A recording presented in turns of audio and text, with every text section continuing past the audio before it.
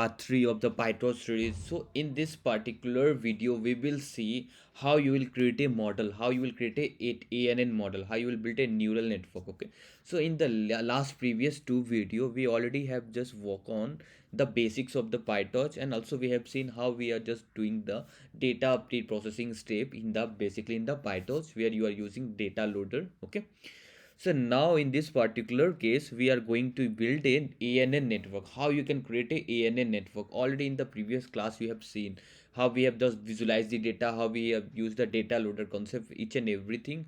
I hope so you have gone through that particular part 2 of the video. So that is of the continuous of this particular part 2 video.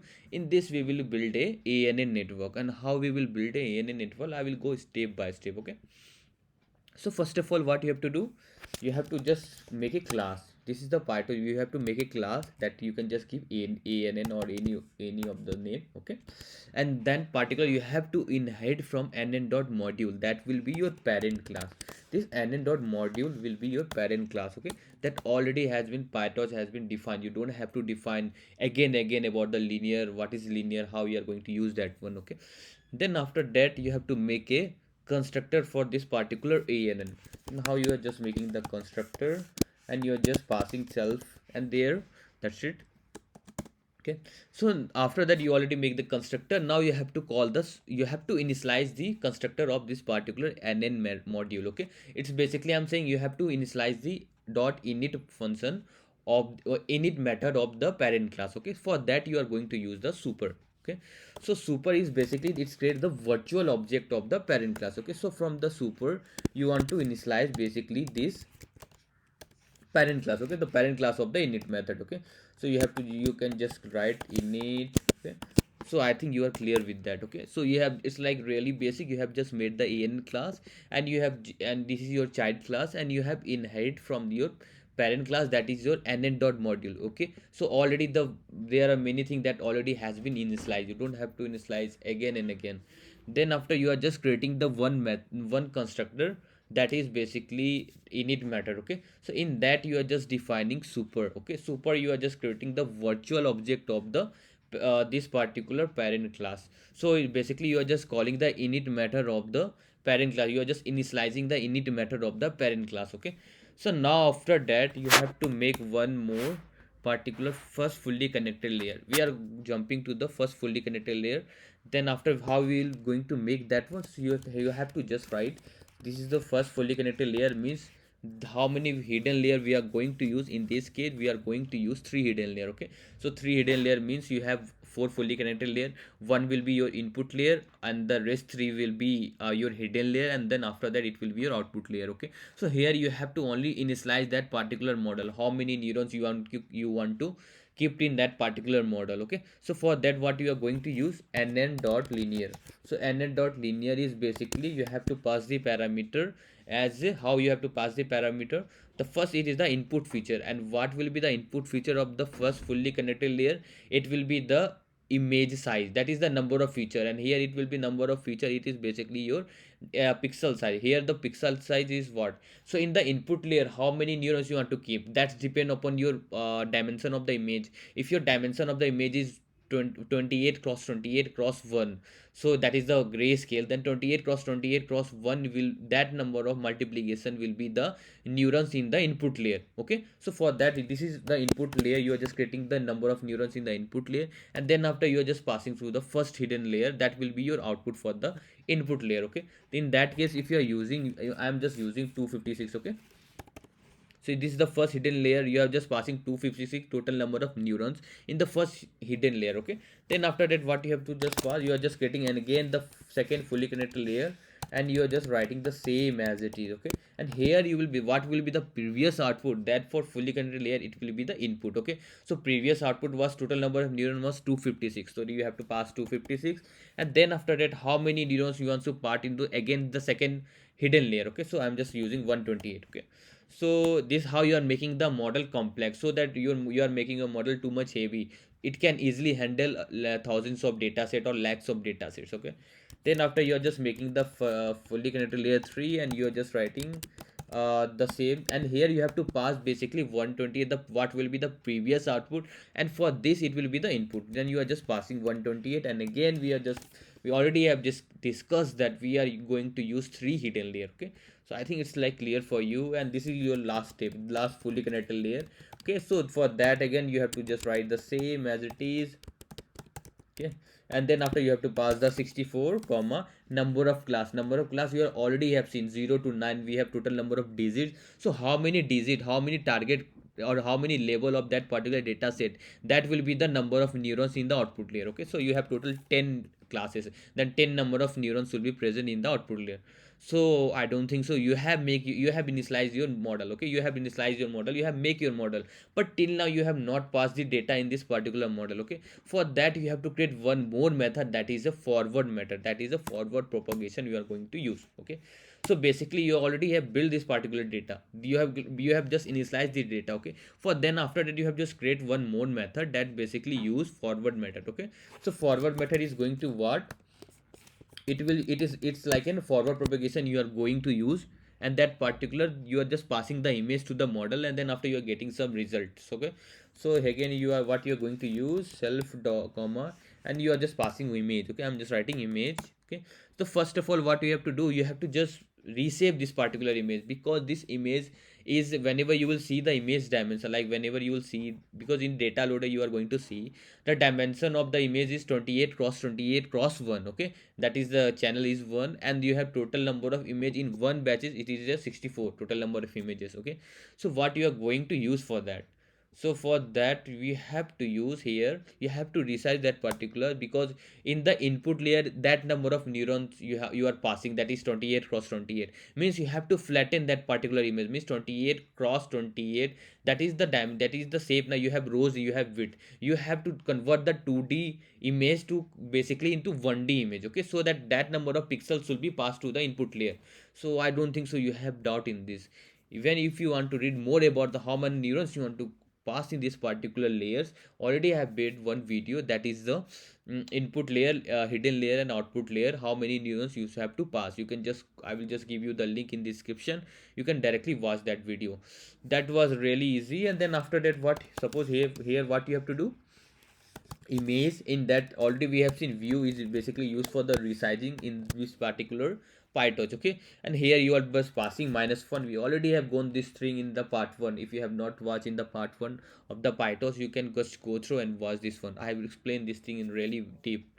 And here you are just resizing this thing into 28 cross 28. Okay, and you 28 cross 28, and you are not passing into one, basically you can just pass, but if you have the 3 channel you can just pass into 3. Okay, so you are just resizing your image into one dimension, you are just flattening your image. Okay, so that that number of pixels should be passed in the input layer, because input layer is basically the total number of 28 cross 28, I don't know what the multiplication, it may be like 764 something. So that number of neurons it is present in the input layer, and then that's why you are just multiplying with every pixel, so that you are getting two dimension into one dimension. Okay, that's why you are just reshaping this particular thing. Okay, then after that you will pass, then after you have reshaped this particular image, then you will pass to the first input layer. Okay, the first fully connected layer. Okay, how you will just pass, just write first fully connected layer, and here you have to pass basically the out. Okay, this is what you already have done, this is the complete. Then after that you are going to use the activation function. Okay, so activation function is really important concept in this particular. So for that what you have to just initialize the activation function, and you are just present in at re, you have to just pass in the relu activation. Okay, so I don't think so you have doubt in this, you are just initializing the relu. Okay, so you are just initializing the relu from nn.relu, somewhere you will find f.relu. Okay, so either you can go for relu, it is present in the neural network also, nn module also, and it is present on the functional also. Okay, you can just import that particular functional also, but the thing is the difference between them will be basically in the functional you have to pass, you don't have to initialize, and here you have to initialize whenever you are going to import in the from nn.module. So it's up to you how you are just going. If for the beginner I recommend that you should use nn.relu, first initialize this, then after you are going to use this one. Okay, then what you are going to use, you already have this particular image you have done, and then after you have just passed this image to the first fully connected layer. Then after on that on the top of that you are going to use the relu activation function. Okay, so for already you have initialized this self.relu. So what will be the previous output? Okay, you are just going to override that one. Okay, what will be the previous output? That will be the input for the this. Okay, so you are just using relu and you're just passing this basically out. Okay, so I don't think so you have doubt in this. Then again you have to do the same as it is. Okay, you have to just it why out I'm just writing it is just overwriting the what was the previous. Okay, that is not a big issue. You already know if you are in the deep learning. So then after that fc2, then again you just pass out what will be the previous output. It will goes to input to this particular second fully connected layer. Okay, then after that you are going to use again the relu activation function. Okay, self.relu, and again you have to pass this basically out. Okay, then again you have to make another fully connected layer self.fc3, and here you have to pass out. Okay, the same method. Then after that again you have to use a relu activation function relu, and again you have to pass the out. Okay, then again you have to just mention out equal to, I don't think so you will have any doubt in this. And for this is your last fully connected layer, and then after again you are just passing out. Okay, but what after that, what we are going to use after that, we can use after that softmax activation function. Okay, because you have just passes everything relu basically used in the hidden layer. And even for the activation function also I have just uploaded the video which particular activation function you are going to use in which particular layer, in input layer or hidden layer or in the output layer. You have to be more conform with that particular thing, because activation function is also playing a major role. Okay, so what you are going to use here, relu activation function we are always using in the hidden layer, but for the output layer you have to use some activation function. So you will able to see which output neuron you are getting the higher total number of value, and that particular neuron you should say that model has been predicted. Suppose out of 10 neurons, so out of 10 neurons you are saying that second neuron is getting the highest value as compared to the all the 10, all the 9. Okay, so what that particular neuron will be the output for that, because you are getting more weightage, more higher calculation in that. Okay, so this is the really basic, you already know about this and you are competent about the ANN network, how you are just building the ANN network. Then for that what you are going to use, then after you are going to return this out. After you can see again I will just guide you why we are not using softmax whenever you are using cross entropy loss. Okay, so the thing is that whenever you are using cross entropy loss, you are not going to use softmax activation function in the output layer. Means after that you are not going to apply, because whenever you are using cross entropy loss by default they will use first activation function, that is the software activation function, then they will calculate the loss. They have the process of that, because you no need to again you have to initialize the software again function, again they will use software activation function. So that will be like useless if you are going to use. Just keep in mind, if you are using a cross entropy loss in the PyTorch, then you don't have to write the software activation function on the output layer. Okay, by default software activation function is implemented in the cross entropy loss. If you are, if that particular you are not using that particular loss, if you are using mean square loss, then you have to write the software activation function. You can just do the same as it. Okay, you can just write the same softmax and you have to just write the same as it is. Okay, so it will basically this softmax I am just talking about, and you have to just pass this one and the same as it is output equal to self dot softmax. Okay, and here you have to pass the out. Okay, this will be your output. That's it.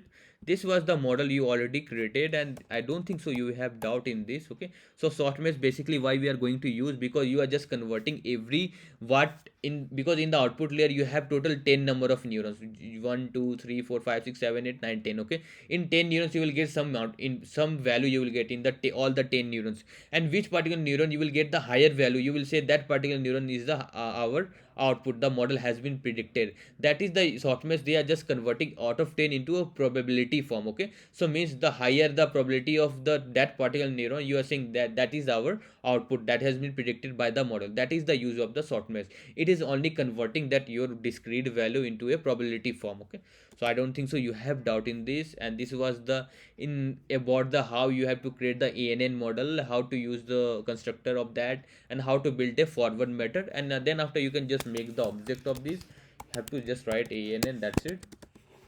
Okay, Oh, toss dot and I have done some mistake. Yeah, this sorry. Oh, sorry for that. I have written small l in place of the capital L. Okay. So your model has been, see, you already created the object of that. You can just print this model. Okay. You want to see how model looks, you can just do the same. See, 784. Okay. So 784 input feature and this is your output feature. Okay. The bias we are just taking as true. Okay. Then after again, this is your first, second fully connected layer. This is your third fully connected layer, and this is your fourth fully connected layer. Okay, so this was the basic, and then after that you are going to use software mesh activation function. But in the case when you will use, whenever you are not using cross entropy loss. Okay, so mainly 99% you are going to use cross entropy loss. Okay, in this particular deep learning you will not use the mean square error. Okay, so that's why you can't compare with the discrete value, that is 0 1 2 3, they are in the label. Okay, for that what you are going to use, you want to use cross entropy loss. So whenever you are going to use cross entropy loss, you no need to use this particular, okay, this last line you don't need to use. Okay, and if you are not using that particular loss function, then you have to pass this thing. Okay, so there, that was the basic concept how to create your ANN model. In the second video we are going to see how you are going to use, how you are going to create a CNN model. Okay, so that you will be more you will be more practical in this field, because PyTorch is not a really big complicated deep learning library. So it's like really easy how to create a model, simple model. In the second we will see how to create a CNN model. Okay, so that will be our next video. So hope so, if you like our video, please subscribe my channel. Thank you.